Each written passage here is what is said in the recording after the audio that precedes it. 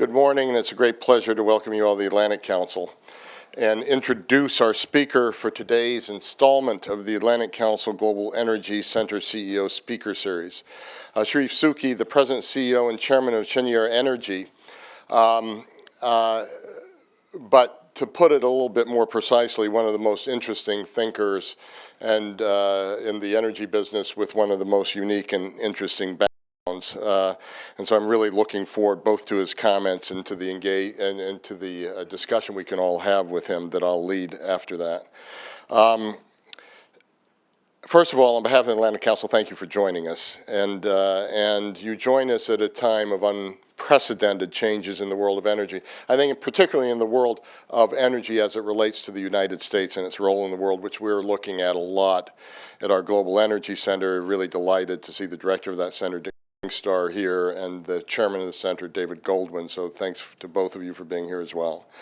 In recent years, thanks to the development of technologies like hydraulic fracturing and horizontal drilling, the United States has capitalized on its vast unconventional oil and natural gas resources to become a hydrocarbon superpower. The impact of the U.S. unconventional oil and gas revolution has been felt in every corner of the world, and export more, it will be felt in even more corners of the world.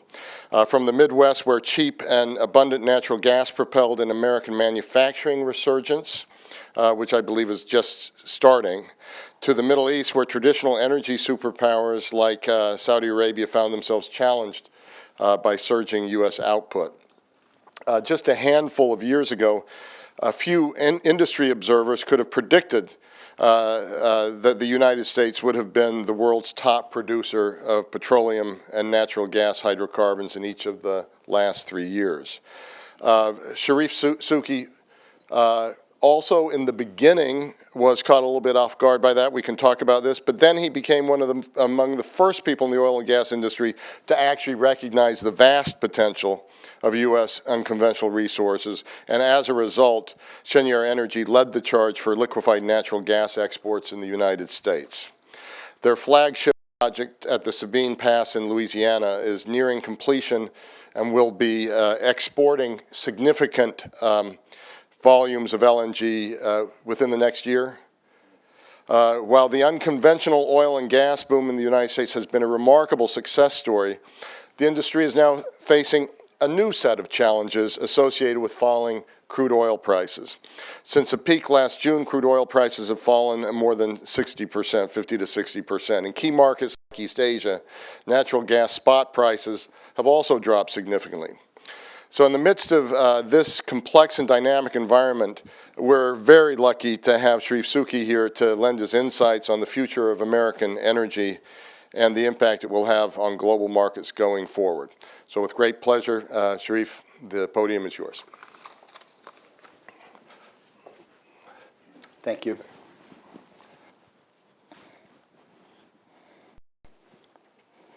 I think what Fred was referring to is the fact that we built a $2 billion facility to import gas that was ready in 2008, and was threatened to become one of the biggest white elephants ever. Because in 2004, when we looked at the situation, we had a production in the United States of about 48 BCF a day. And the trends indicated that it was going towards, what was it, Velo? 44, 42, 43, something like this. And Velo was doing a lot of work for us at the time, trying to show trends. And 4 short years later, it was over 50. Velo kept coming to me and said, I have bad news, I have bad news. And then it became good news because we thought if it continues in that direction, actually there may be something different too. And today we're at 75 BCF a day. So it shows you how in 10 years the situation in the industry can completely change radically. So we're stuck in an industry where we make investment for 40 years, but the industry changes every 5 years. Not a very comfortable situation, but if you do it right and if you take a look at all the options, you can determine if you're nimble and quick where the new opportunities are and try to take advantage of them. So this is now being actually replicated in the oil business as well. And oil has become very important for us because we don't drill for gas in the US anymore. We've been so successful. We've got a tremendous amount of wells that have been drilled and not completed. We've got about 14 BCF of latent capacity to deliver gas in the country, and there's no real need to more natural gas for the time being. On the other hand, we drill for oil, and it's been very successful for the last 4 or 5 years. And as a result, we've become one of the largest producers of oil as well on a global basis. And we have been the only contributor to global growth for the last decade. So it changes things pretty dramatically when you look at it this way. And clearly, what has happened in the last couple of years, in fact, in the last 6 months, and it's gone that fast, is we've saturated in the United States the ability to substitute imports with domestic production because the infrastructure cannot keep up. And on that basis, what has happened then is that the rest of the world said we can't rely on the US anymore to be effectively an impact on the rest of the market, and prices have started to come down pretty dramatically because of the increase of capacity. Now the question is, how sustainable is it on a global basis and for a long time? So we expect, no, we don't expect. I think if you ask major oil company CEOs today how they see the future, they have no idea. The dramatic change is that in the United States, the things that has changed dramatically and that will impact the rest of the world is our ability to react quickly. We've dropped 950 rigs in 5 months. The rest of the world doesn't operate that way. They make investments and then they stick with their investments for a long period of time. So you can see on the bottom the rest of the world, and the rig count has not dropped. In fact, in the Middle East, has increased in the last 6 months. So we bring element of responsiveness to the markets that the world hasn't seen before, and to try to make an investment based on your view of what the pricing is going to be for the next 40 years, when you're going to have changes in prices every 3 years, and trough to trough or peak to peak, dramatic changes in oil prices, like 100 to 50, but could easily go back from 50 to 100, and then back 100 to 50, because we can keep adding rigs and subtracting rigs in a 6-month period.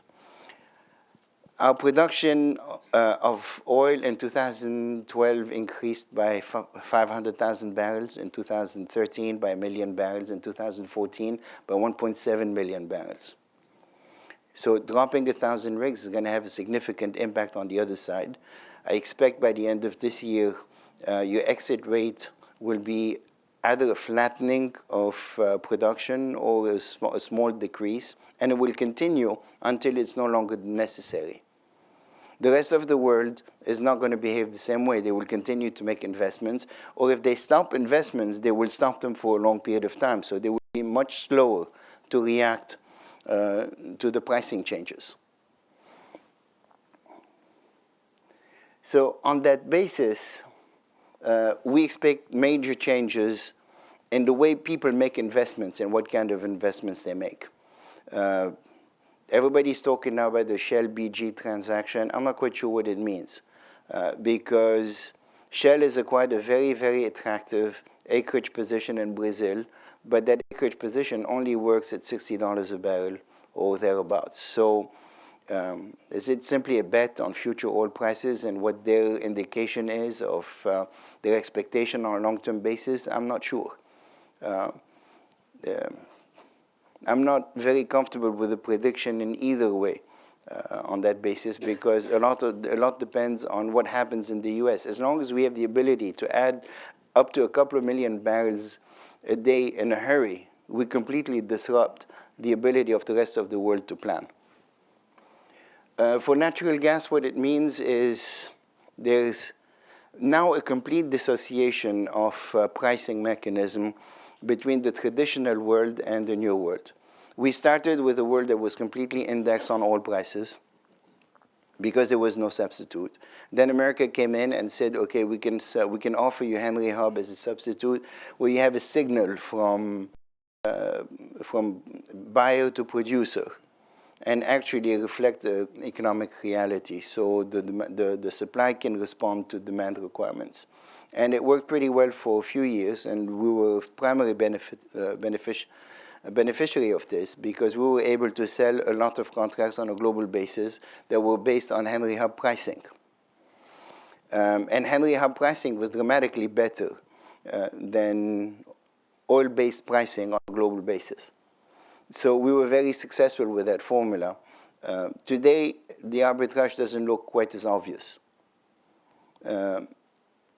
On the other hand, if oil prices stay around $60 a barrel, you will not sanction a project based on oil pricing anywhere in the world because it would require, it would net $7.5 to $8 a barrel, or an MMBTU equivalent, and that's not enough to justify Australia or Canada or Mozambique. So while the numbers don't look quite as attractive for American-based gas, it looks a hell of a lot better than anything else today. So we're on the verge of becoming one of the major producers of natural gas on a global basis for export. Within the next 10 years, there'll be 3 major centers: Australia, Qatar, United States. The only one that has apparent growth at that point is the United States. That will have a major impact as the rest of the projects around the world slow down for inability to finance, mostly, in the current environment. Cheniere itself has become a fairly significant player in the market. We are going to be selling, by the end of the decade, 40 million tons to a variety of countries around the world, including, for instance, 40% of natural gas consumed in Spain, enough gas to England to heat 1.8 million homes, and a lot of gas into the Indian market, a lot of gas into the Korean market. So we are starting to have a significant impact on a global basis. We will represent 10% of the LNG market by the end of the decade. We will be the largest physical buyer of natural gas in the United States. We will have invested $30 to $35 billion of infrastructure dollars over the last 7 or 8 years.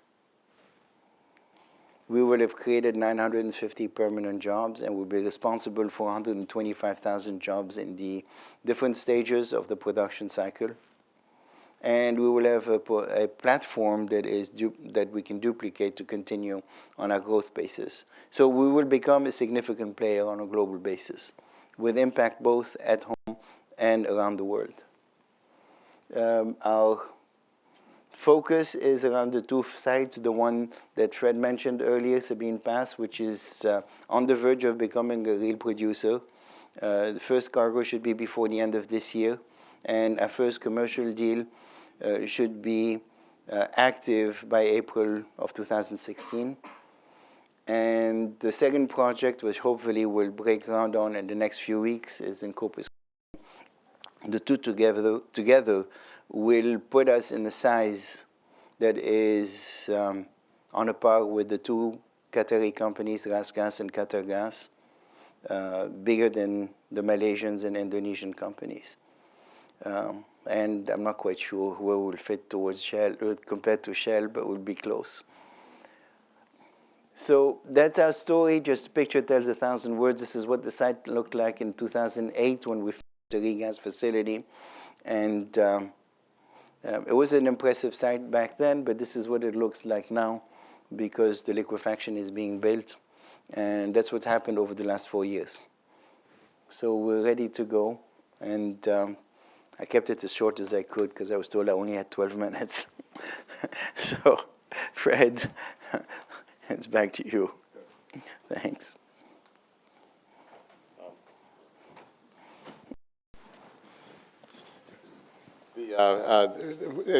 Thank you for keeping it short. I'm sure we can embellish and go deeper on some of these questions as we go along.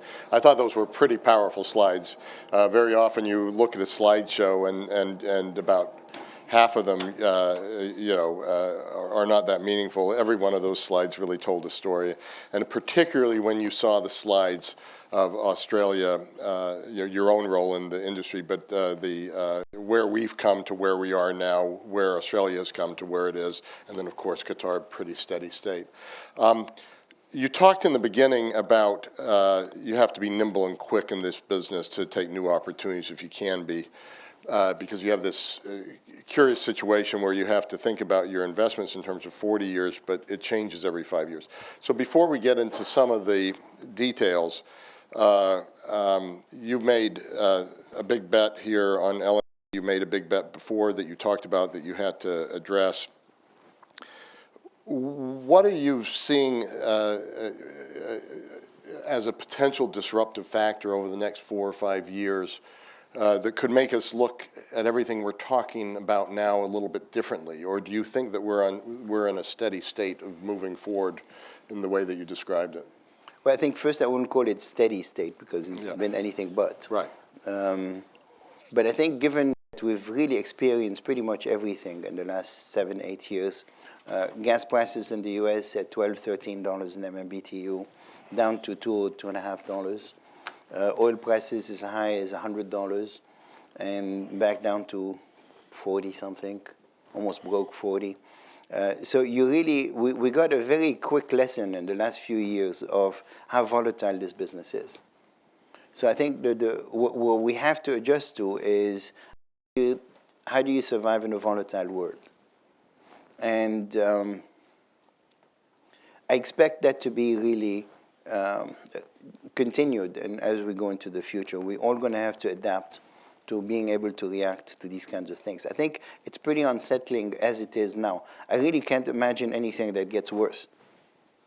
So, and I speak from experience because we were on the verge of bankruptcy. So. And I mean, we're looking at the most volatile world I've lived in during my lifetime. Yet, look where energy prices are. Usually in a volatile world, energy prices are up. Right now, they're down. That's really a U.S. story. Is that right? Completely. Yeah. It's not possible without the transformation in the U.S. energy markets, because nobody's ever seen a market that can actually react so fast. Increase production by 4 million barrels a day in less than 4 or 5 years, and with the potential of going in the other direction just as fast. So let's talk a little bit in that light, because one of the things that one can't predict entirely is U.S. Congress, the Department of Energy permit process.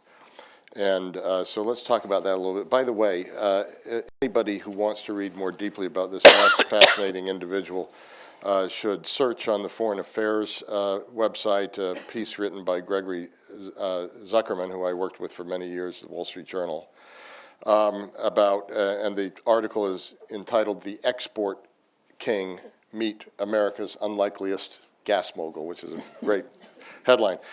There's lots of very fascinating background material in this, but the one is the notion of dealing with cultural surprise when Charif moved from Beirut, which of course was a very hopping and happening place, to go to Colgate University in Hamilton thinking he was going to enjoy all the richness of New York culture.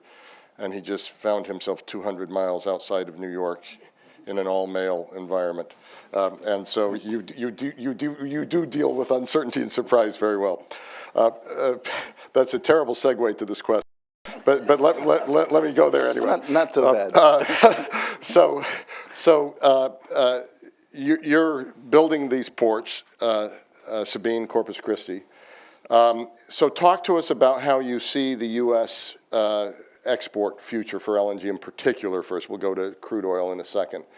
How much gas do you think the U.S. could export given the current state of global gas markets, and how does the U.S. Congress and Department of Energy permit process play into this? Well, I think at this point, there's not much opposition to exporting gas. It's been worked out over the last 4 or 5 years, so it's almost a matter of fact now. I think the Department of Energy makes a point of saying, rightly so, that they've never slowed the project down, and it's true. There is other things that you have to do in order to get a permit going and the ability to export, which you have to do in preparation for the Department of Energy to make their ruling. And a lot of people were trying to put the cart before the horse. And that was not necessary. And I think the changes of rules at the DOE are very wise in terms of we will respond when you have done everything else that you need to do. And we will respond quickly. And Secretary Moniz has made the point of the first one under that new regime has taken us 22 hours. You can't really fault us for being slow. And he's right. Mm-hmm. So far, I have nothing but compliments for the Department of Energy. They've done everything nicely and quickly. And you get to the problem with the FERC today, which is overworked, and you have to accept that. There's not much you can do. It doesn't limit itself to LNG or natural gas. It's everything that they cover. They have just, I mean, given the amount of infrastructure that we need to build in this country to retool everything that is necessary to be able to adjust to the new reality, it's normal, it's expected that they really can't keep up and they're doing their best. And from time to time it slows down, it's frustrating, but at the end of the day it's predictable. You know it's going to happen, you just don't know exactly when. So you just pay and you work through the system.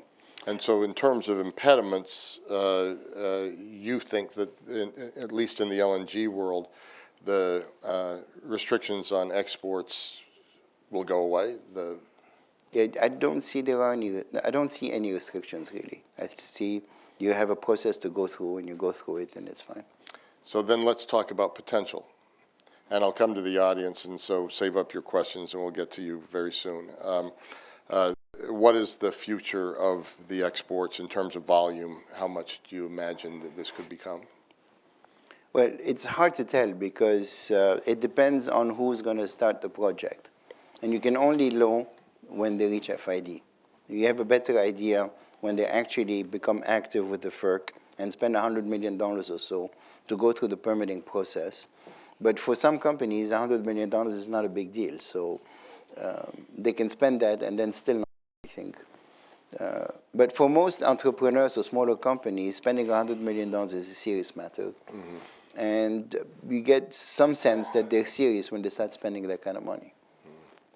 And I say this, and then I found that all of a sudden, a lot of small projects have been able to raise $100 million or so from financial sources. I mean, this is the wonder of America, is if you have a good idea that has worked once, it's not very difficult to go back and replicate it. People are willing to take a second bet and a third bet and a fourth bet until it doesn't work. So there's a lot of projects now that are going to work. But it's going to take some time, it's going to take some additional funding, and not all of them are going to get to the finish line. So you've got to look at the landscape, and it gives you a little bit of an idea. Today I would count on maybe 4 projects. The 5th one would be our Corpus Christi. And with that, you can see easily 10 to 12 BCF a day of export capacity by the end of the decade. And I think anything else that starts after that is going to be for next decade. Because they won't make it in time. So you've got long lead times with this, and you can see it coming. And that's the capacity. And is your view that there'll be sufficient gas supply, or even more, a surplus gas supply, so the U.S. will end up being oversupplied? Or what is your view of how that balance is going to be? Is that we're already oversupplied? We've got 3,000 wells that we haven't hooked up. Those wells are capable of adding 14 BCF a day of production pretty quickly. And on that basis, that's a 20% increase. Gas consumption in this country increases by maybe 2% per year. So we got a good decade of safety margin. So I don't see any problem as long as we continue to drill for oil. We'll find gas that comes along with it. I don't think that will change. We'll continue to drill for oil. And there will continue to be associated gas that comes with it. Let's go there with the oil prices. You talked about that some in your presentation, but could you drill down a little deeper, so to speak, and talk about how low oil prices have already impacted natural gas markets? You talked about some of the wells being shut down in the U.S. and abroad. What is the interconnection? Obviously, you have to think about this interconnection as you go ahead with your own project. Well, I'll give you an example. In the Eagle Ford in South Texas, associated gas from oil production has increased about 7 BCF a day. Mm-hmm. This is gas that really has no need because the market doesn't need it. Yeah. In the Bakken in North Dakota, you see some significant problem with flaring because if you want to produce the oil, you got to do something with the gas, and if you can't find a commercial use for it, you just burn it. And about 2 or 3 weeks ago, I saw that North Dakota had started putting some limits on people flaring and limiting oil production, which in today's environment is possible to do. Mm-hmm. I think if you tried to limit oil production a year ago, you would have had quite a different reaction. So at some point, we're going to have to come to terms with the fact that we're producing a lot of oil, a lot of gas comes with it, and we don't have a market for it. And I think in the subconscious of everybody, we're already there. So you're finding less and less resistance to actually exporting gas because we really don't have a use for it domestically. Mm-hmm. And what we had before is we had a world oil price. We didn't have a world gas price, and so in some ways it was a little bit disconnected.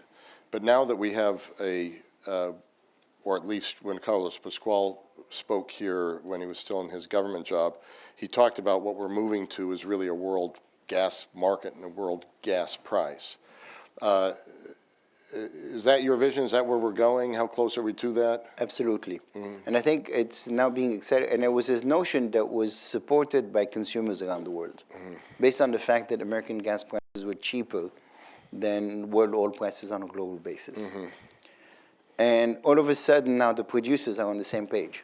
Mm-hmm. Because if you try to go to Mozambique or Australia or Canada and justify an oil indexation to sanction an expensive project, you don't get there with new oil prices. Mm-hmm. So I think the producers are now reconciled to the fact that you actually need to have a gas price that sends a message from the consumer to the supplier, and that a pricing mechanism that reflects that equilibrium. It was completely artificial before because oil prices were at 100 and gas prices were very cheap here, and people said, well, I can't justify investing in Canada or in Australia if I don't get an oil indexation. That's no longer the case. So now all of a sudden you've got both consumers and producers motivated by the same thing. We have to find a pricing mechanism that works for both of us. We are taken at the Atlantic Council and our Global Energy Center with this whole debate about, now that we have it, do we export it or do we just take care of ourselves? You have strong views on this. I wonder if you could talk about it also in terms of the U.S. oil export ban, which currently exists. WTI currently sells at a discount when compared to Brent crude. And so, first of all, does the export ban damage U.S. productions in areas like Bakken, West Texas? So that's a very local question. But I also have a larger sort of global question, which is if you're looking out, 10 years, 20 years, how does the world look differently with the U.S. limiting its exports intentionally versus another world where we're pretty wide open? I don't think it's sustainable because we can go advertising for all our history that we're free traders and free markets, and then all of a sudden we have one commodity that we're going to limit, especially when it has that much of an impact on the rest of the world. So I think there's one thing that I've found, maybe as an immigrant to this country, is that we end up doing the right thing. Maybe sometimes it takes a little while, after to get there. After we exhaust all other alternatives. Well, maybe it's not that bad, but it's a good phrase. Yes, So, and I do believe that we're going to get to the point where we're going to repeal the export ban and continue to be free traders, which is what we've been all our lives. Now, if you ask me, and I know I think at least I spend a lot of time thinking about this, and if you ask me to design a policy that reflects all the different permutations that are possible, I wouldn't know where to start. So I think the idea that we can engineer a world in which where the pricing benefit, where we can come up with a pricing mechanism that benefits all the different issues that we're trying to address, is very conceited. And they tried it in Europe, it didn't work very well, which is why they're now burning coal in Germany as opposed to nuclear, for instance. Yes. Or even as opposed to natural gas, which is fairly cheap, but they so mispriced their carbon taxes that they end up with the result they didn't count on. So they will not meet their Kyoto standards, and we will. So as far as I'm concerned, that's it's good advertising for free markets and not so good for engineering economies. Well, but then let's drill down on that again. I've got to quit using that metaphor. On the U.S. crude oil export ban, how does it get unwound? And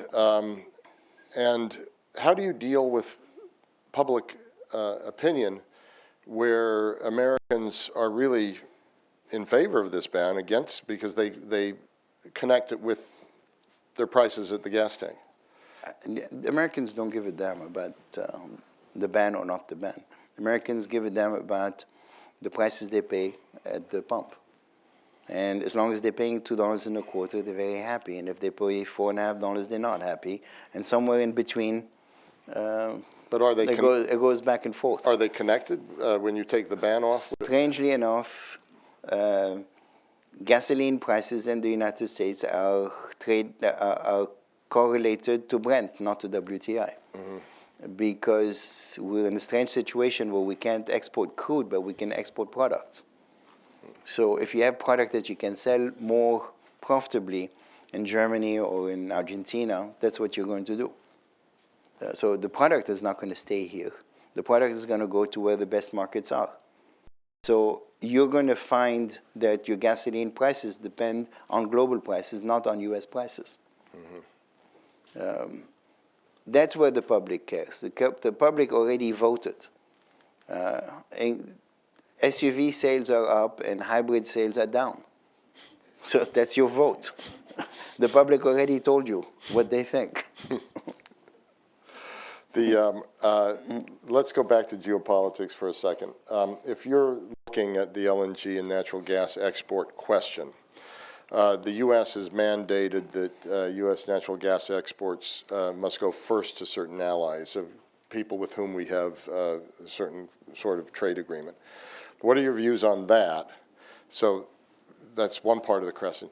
The other part of the question is your map was very telling, but there's a country called China where the geology could produce quite a bit of shale gas as well.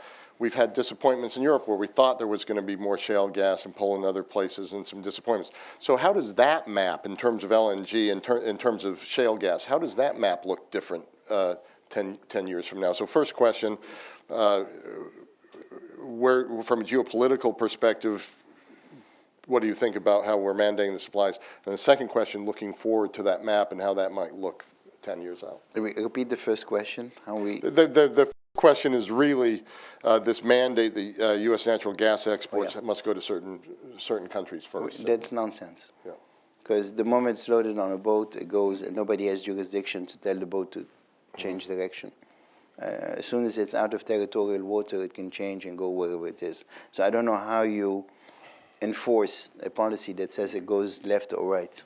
And in fact, the world has tried to get away from destination clauses that Qatar and Russia were trying to impose in Algeria for years. The European community has laws against it. And the U.S. has taken side on free trade is free trade, and it goes wherever it goes. So we've had instances where we've imported natural gas, LNG, have from Qatar, have loaded it in our tanks here, put it back on another ship, and it back to Kuwait. And we thought it was perfectly normal. So I'm not quite sure how we argue the contrary when it's our gas. Yeah. So I don't think you can direct where the gas is going to go once it leaves your shores. Unless the U.S. wanted to start chartering ships themselves and making sure that it's delivered to the right market. You can always do that. The geopolitical map in terms of China's ability to produce, I'm not very optimistic. I think we have a combination of things in the United States that are very difficult to duplicate on a global basis. We have total transparency in information. Everybody files their logs. You can look at the production history of thousands and thousands of wells in this country that give you a very, very clear picture. And with that, you can be 30 miles apart and have a very profitable reservoir versus a not profitable reservoir within a 30-mile difference with all the information you have. And once you've done with that, you have an infrastructure to move things around. And although the infrastructure is not adequate today, it's still 10 times better than anything else around the world in terms of moving stuff from one point to the other. And then you have the ability to finance and the ability to promote good thinking and good thoughts, and whether it's a geologist or an entrepreneur or a landman, and put money behind them very, very quickly if they prove to be successful, that you don't really have on the same scale in the rest of the world. So you put all these things together and it gives us an advantage that it's going to take decades for somebody else to duplicate. There's also the question of geology, though. So if you put aside all these advantages, if you're just looking at geology, where are the most promising areas in the world outside those that are now producers? Well, now I'm going to use, it's all Chinese to me. So since we're talking about China, you can ask Velo about the geology. He'll tell you. I don't know. You know, if you looked at the geology 10 years ago in the United States, you would have said, I mean, we all knew it was there. We just didn't know how to produce it. Yeah. Okay. So, I mean, those reservoirs have been around for 70 years, 100 years, so it's not new. It's the ability to actually put all the things together. And one more item that we have, one more wealth that we have here in this country is the wealth of experience of the engineers, the geologists, the geophysicists who've been doing this for a long time. And you don't find any of this in any other province. So the geology is one thing, but how to deal with the geological equation is also a different thing. So I don't want to condemn the geology based on what we know today, because 5 years from today, it can be totally different. Thank you. Let me go to the audience. Questions? David Golden. And just for the recording, if you can identify yourself.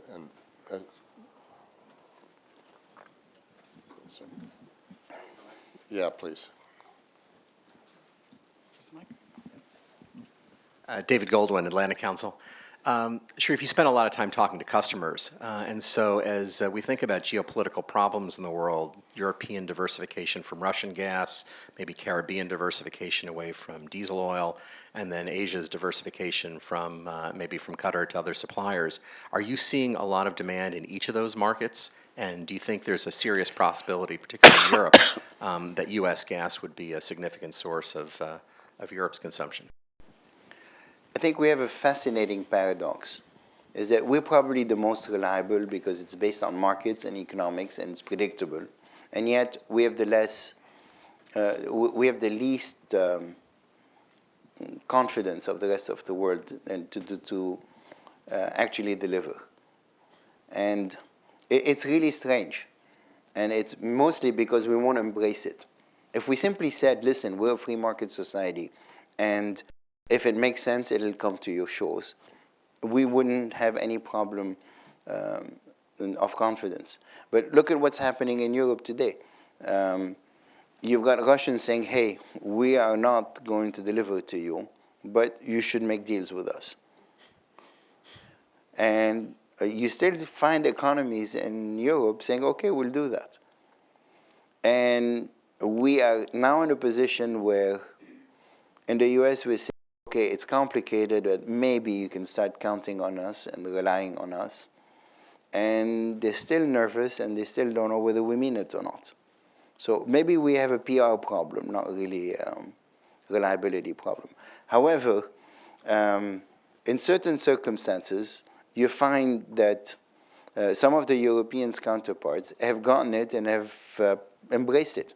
The Spaniards are a good example. We do business with every utility in Spain. So we're going to be responsible for 40% of the gas delivered to the Spanish market.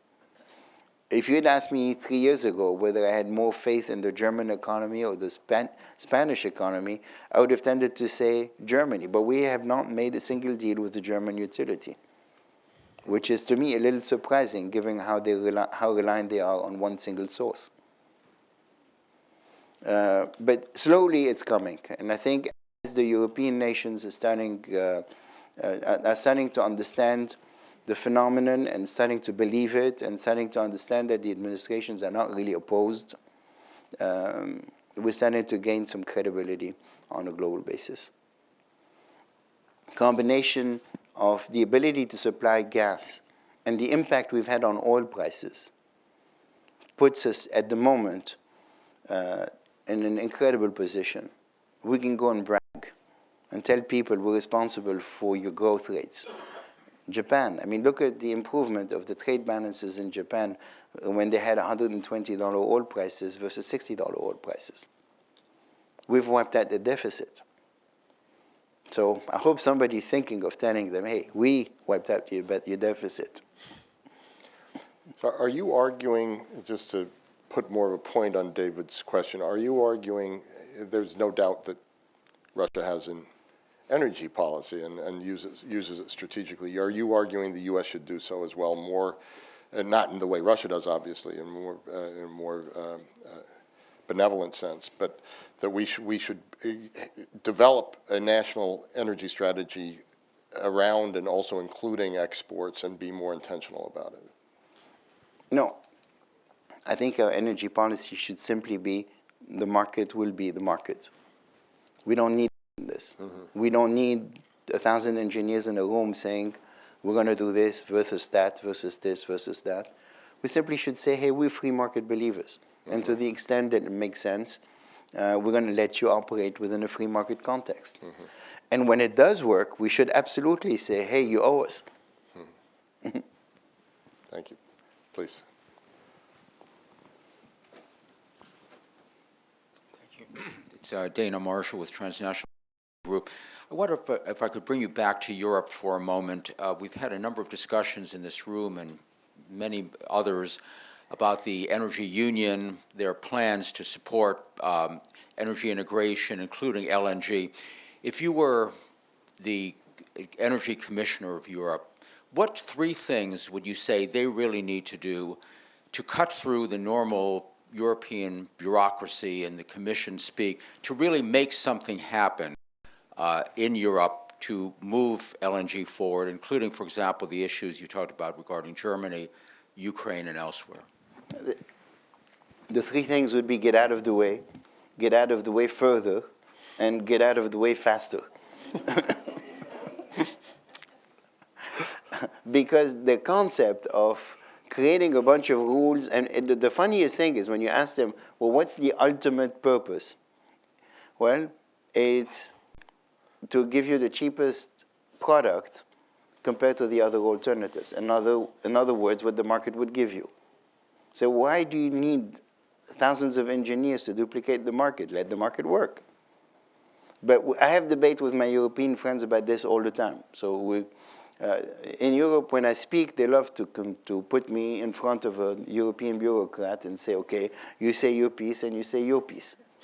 And my piece, I don't understand. But Having said this, there's some of the things that they've done are pretty good. You now have LNG receiving facilities all over Europe. So you can actually access most of Europe. Northern Europe is now fairly well integrated with pipeline systems. And that's working pretty well. Their subsidies to renewables are not very well thought through, but that's their problem. They end up paying more for the gas and more for the coal. So I still believe in free markets. And I think if they freed the markets, and I have nothing against a carbon tax, I think it makes a lot of sense. But make it as simple as possible so that people understand what the options are. And outside of that, get out of the way and let the market work. Next step for Europe, they need to connect the southern part of Europe to the northern part of Europe. Which we've been promoting here a lot, the north-south corridor, which may turn into a south-north corridor. I mean, and we put out quite a bit of work on that.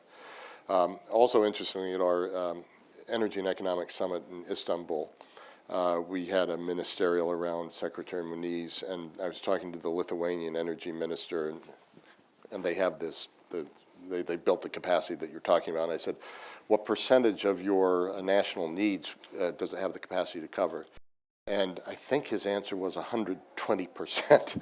And he said, this is the reality in which we live. So part of it's markets, and part of it is how do you assess one of your suppliers.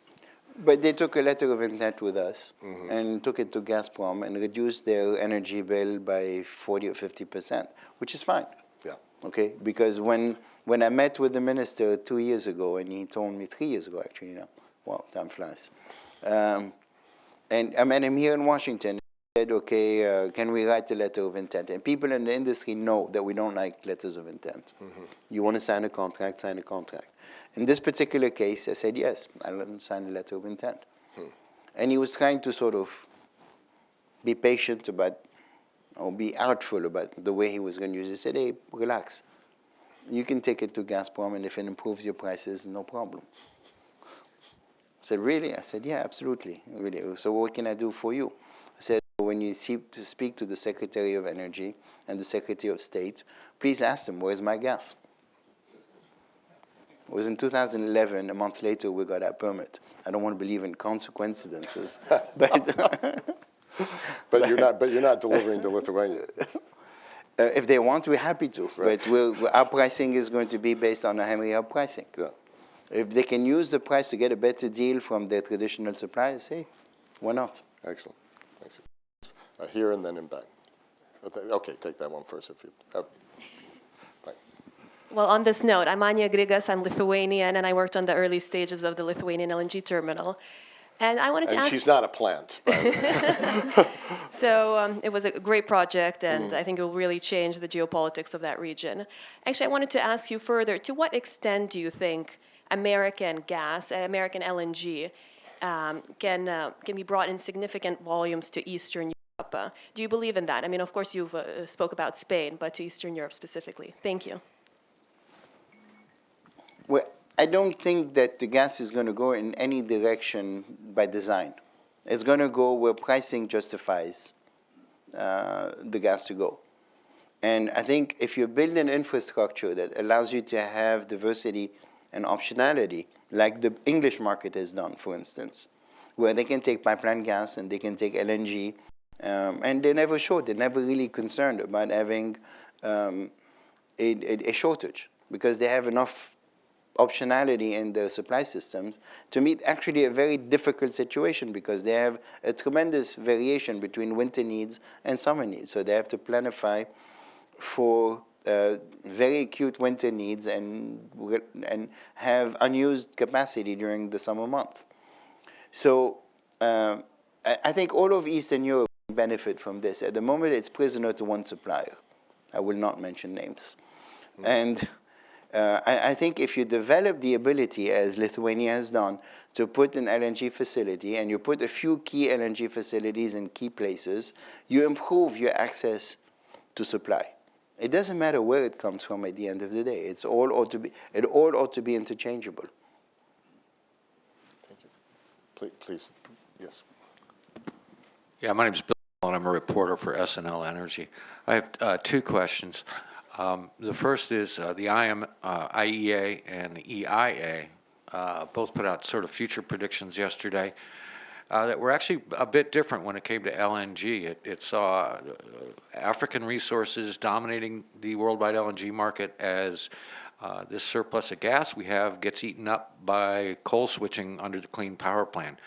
The EIA doesn't see it, or it doesn't make predictions based on proposed policies. Which way are you leaning with this, or does it worry you that the Clean Power Plan could, in essence, use up all that surplus gas we have domestically? No, it doesn't worry me because it takes too long and it's very predictable. And when you start seeing directional changes, you can account for them. Okay. I'm a proponent of a carbon tax, so I shouldn't be surprised that it's going to create some consequences, including switching from one supply source to another supply source as we go forward. But we've got so much gas in this country that we've got plan. If we got time to plan, there's no problem. Okay, thank you. The second question is, in the wake of Shell BG, has anybody been calling you? And by anybody, I mean ExxonMobil.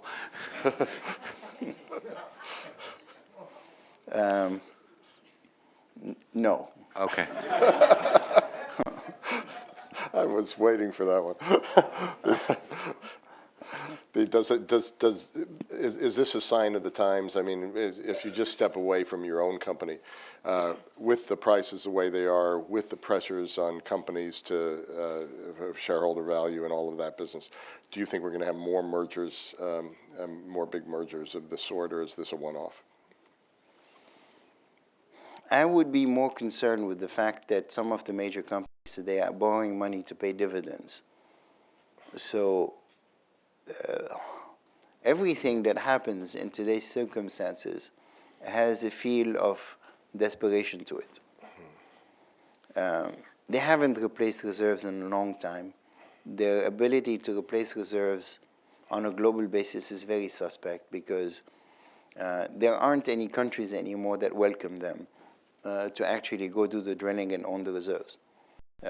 Petrobras or, Petrobras until 6 months ago, or Saudi Aramco or Sonatrach can all do the drilling and the exploration that they need to do for themselves.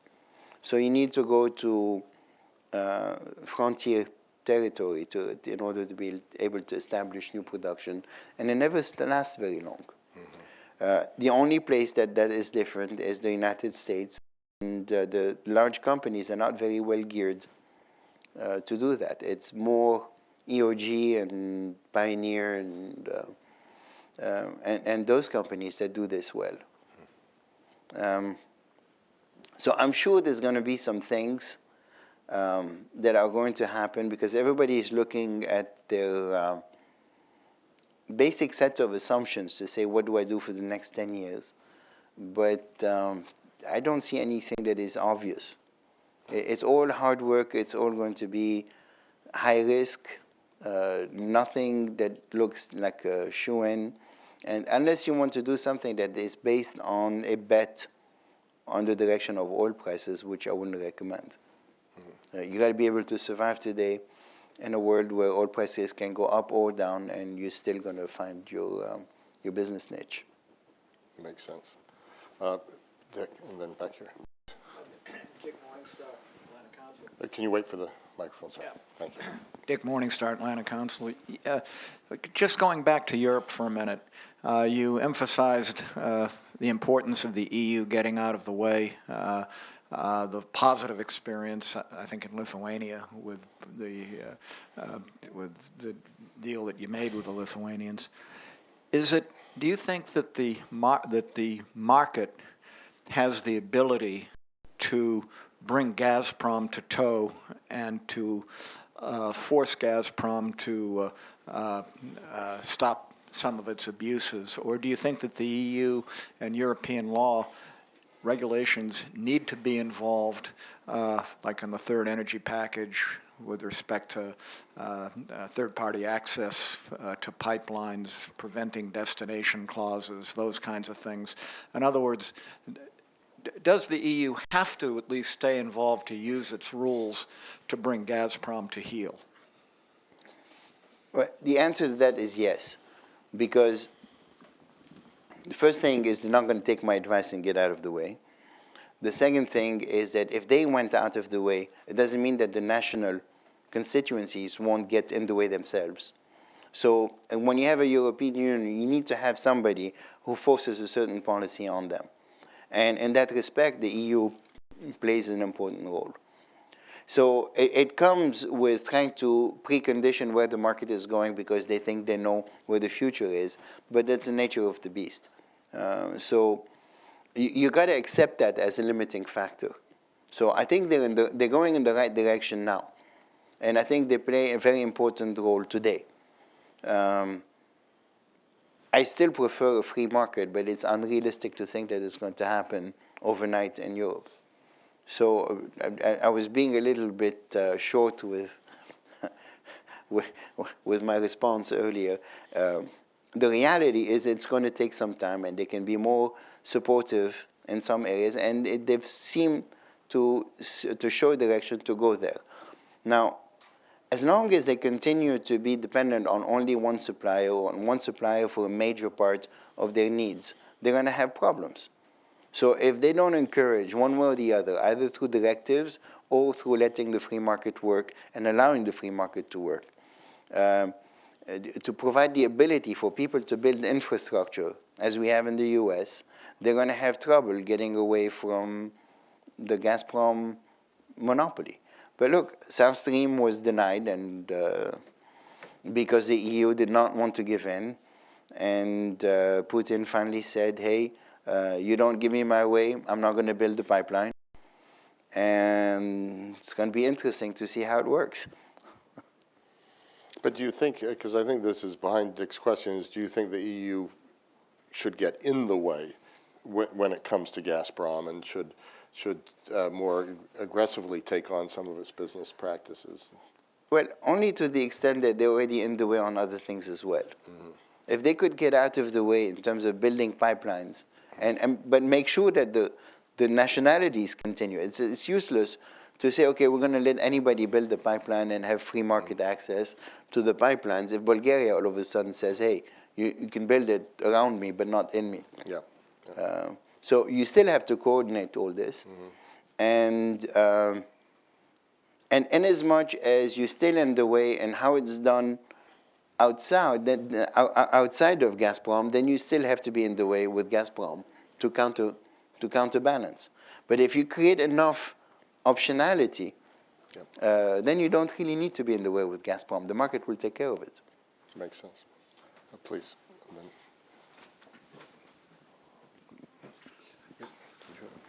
Yeah, Bill Bell with Mitsui USA. How do you see the future of LNG as a transport fuel, LNG for shipping, things like that? Well, it was better 6 months ago. It's one of these things that goes back and forth. For environmental reasons, it is better. For economic reasons, it looked a lot better 6 months ago. It doesn't look so good today. And it's a market that changes a lot. So once you build the infrastructure, you can use it. But until somebody has been willing to build it, it's not an amortized cost, and therefore it's still a project. So at the moment, I think it's been slowed down. It'll come back. In Europe, they've mandated it. We will no longer use diesel or fuel and for bunkering, for instance, and so on and so forth. So clearly in the US, we have a tremendous advantage because one thing that we know for sure we have an abundance of is natural gas. If you can bunker for $3, you're better than any other option. If you have to transport it to Rotterdam to bunker there, it becomes more expensive. Then all of a sudden, oil product doesn't look so bad. I see you. Please.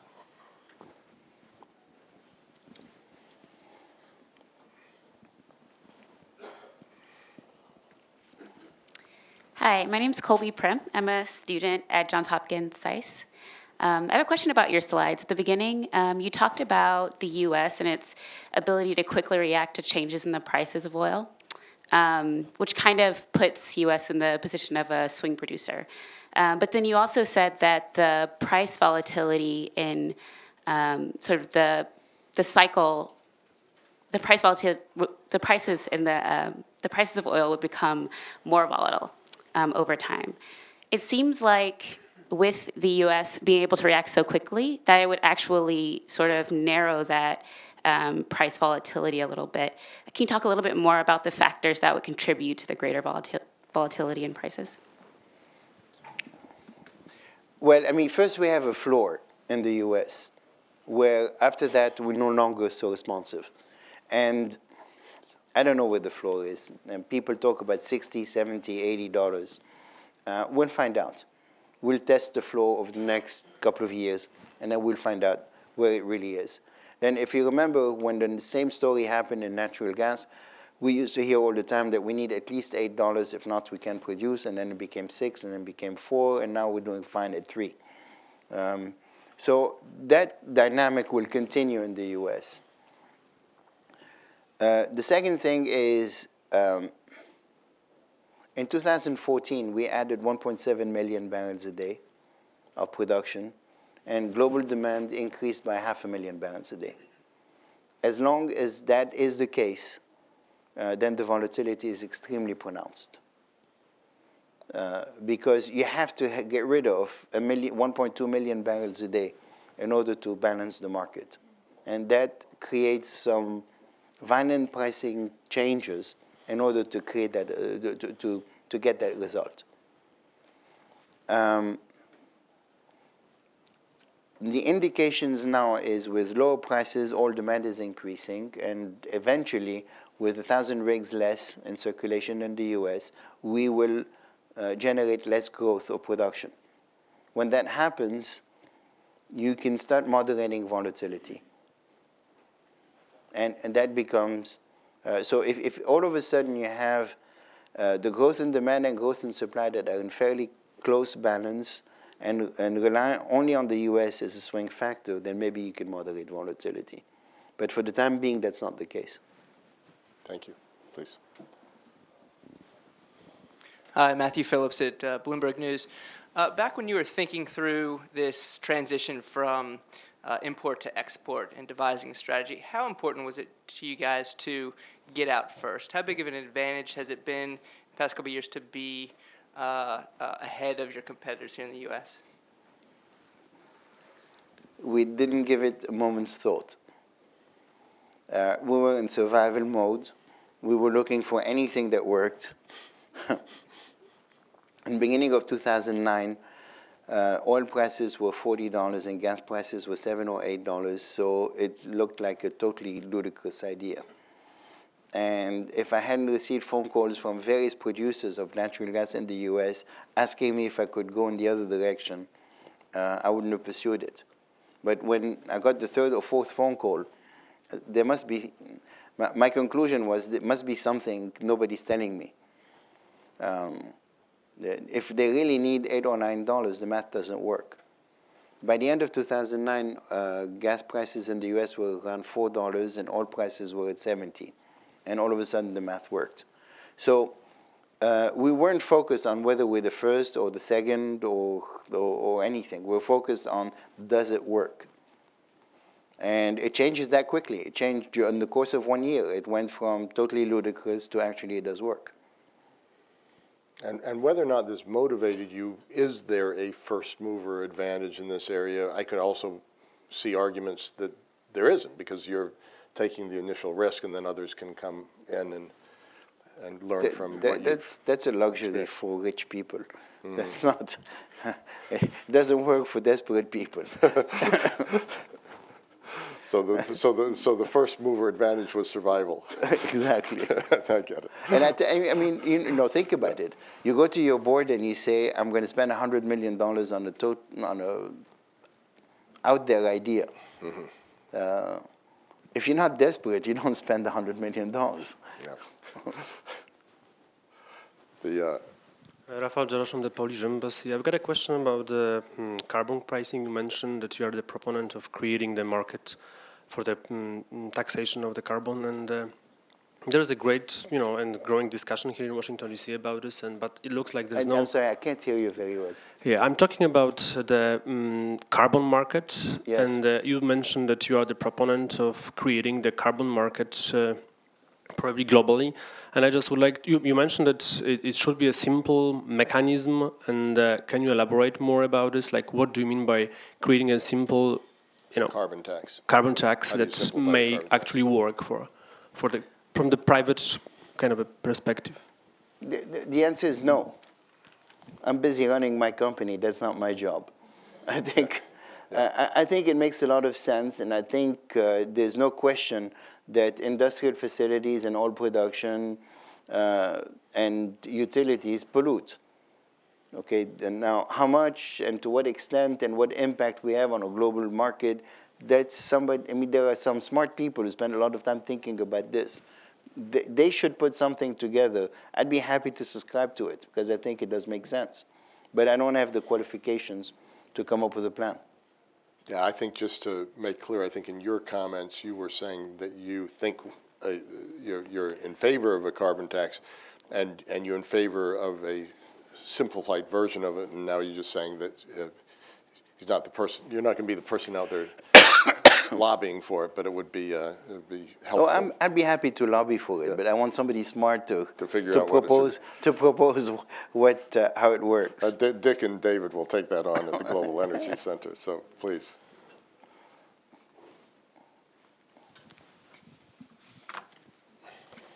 Julia Nane with Energy Ventures LLC. I was wondering, Saudi Arabia is worried about oil demand and concerned that they can't trust the numbers for the future demand. Do you see demand as potentially an issue, and let's say battery technology changes the role of oil for transport?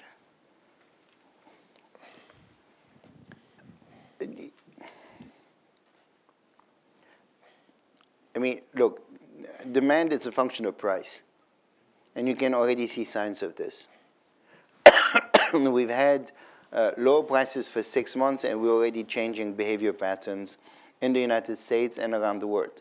And you see signs that demand has increased pretty quickly.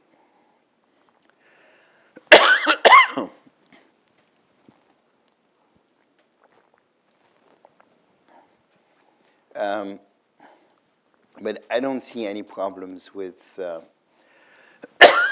I'm sorry. That went badly. I'm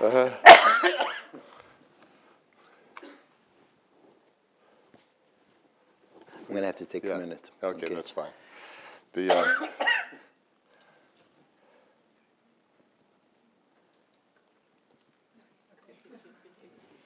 We've tried that already. There must be something in the air here at the Atlantic Council.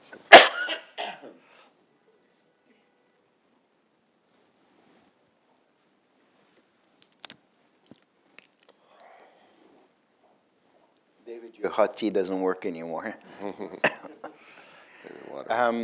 So I don't see any reason to believe that demand will not continue to grow under normal price circumstances at its historic rate. So you're going to have a 2-3% increase in demand regardless on a long-term basis. Short-term, it's going to vary dramatically. The growth can be as little as 500,000 barrels a day or as much as 1.5 million barrels a day, depending on what your pricing mechanism is. But the rest of the world need to catch up with advanced economies, and that's not going to change. The revolution would be if Elon Musk figures out how to make his Tesla works. But I think we have a few years before we have to worry about that. I'll take one more question, and then I'll close with the last question, please.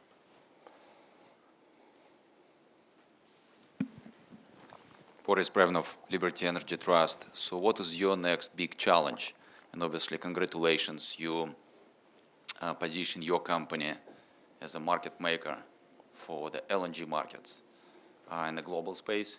Do you think your next big challenge could be to create an LNG market for the United States? Because US continues to be the biggest oil consumer, and oil continues to be the biggest polluter in the United States. Or if not this, what is your next big challenge? I think we have to move from being a single product expert into present through the hydrocarbon chain, and pick the best opportunities to continue to make investments that are relevant in a world where we see a tremendous amount of volatility. So I think in a world where you have volatility, you want optionality. So how do we get optionality across product ranges at the cheapest possible price?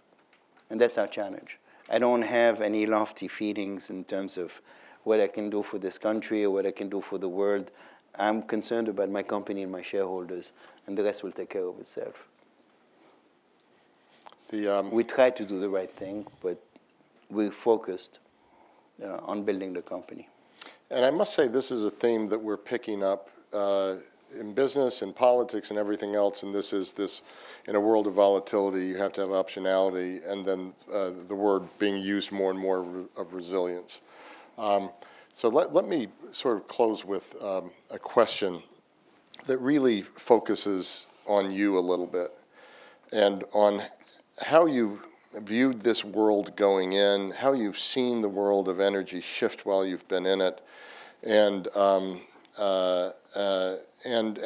how life in the energy world is different than when you entered. Because, again, if you read this very fascinating piece, The Export King and Foreign Affairs, it was very interesting that, it was not foreordained that you were going to go into the energy business.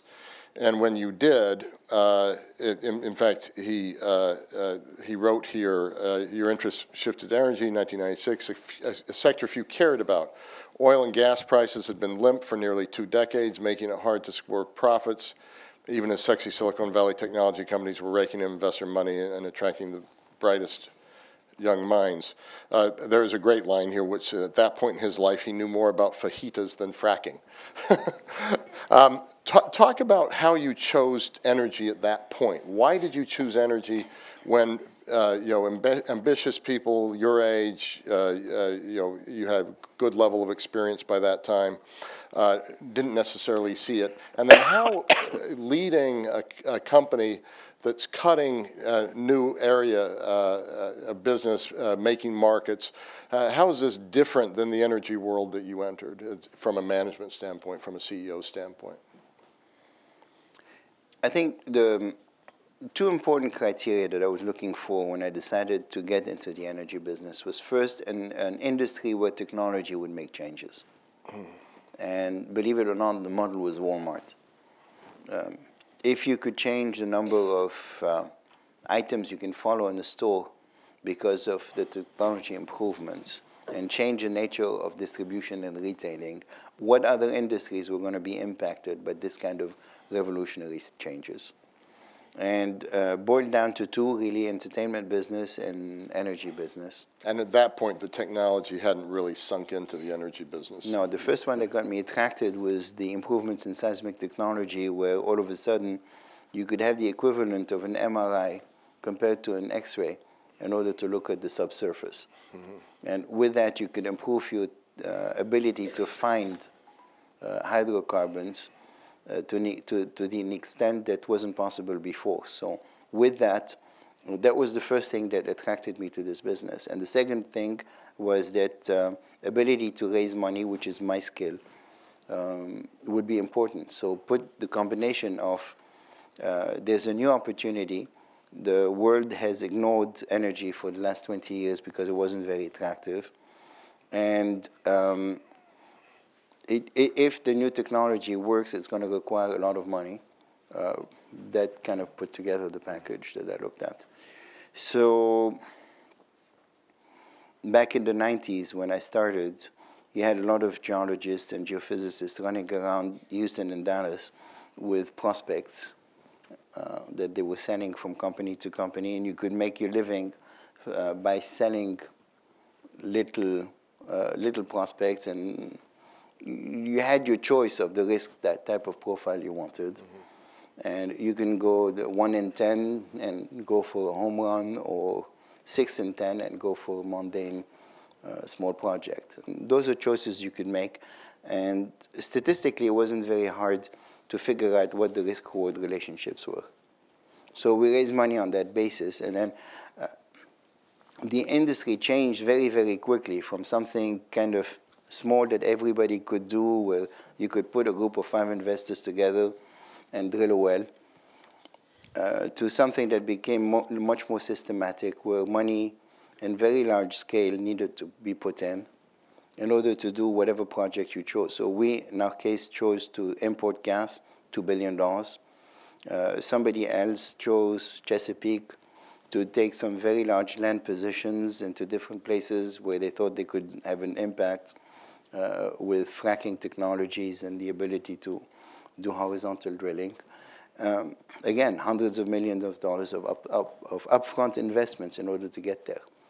So the industry changed from very artisan type work to much more industrial, much more large thinking, much more large commitments and large funding requirements. And the good news for all of us in the United States is the majors stayed out for a long time because they really didn't know what was going on in the US market. It was all done by independents. And if you look at the size of the companies in the 90s, they were all minuscule, even the ones that are pretty significant today. And if you look now forward, since technology was your bet then, Secretary Moniz and others believe we're just seeing the beginnings of technology revolution in energy. Where does that revolution strike next? I don't think it'll strike. I think it'll continue to come incrementally, and you'll find that you can recover a lot more of the oil and gas in place than you expected by using better technologies all the time. So I don't have any doubt that we're going to remain a very large producer for a very long time. Great. Charif Souki, on behalf of the audience and also online audience, this has just been a wonderful conversation. We've learned a great deal.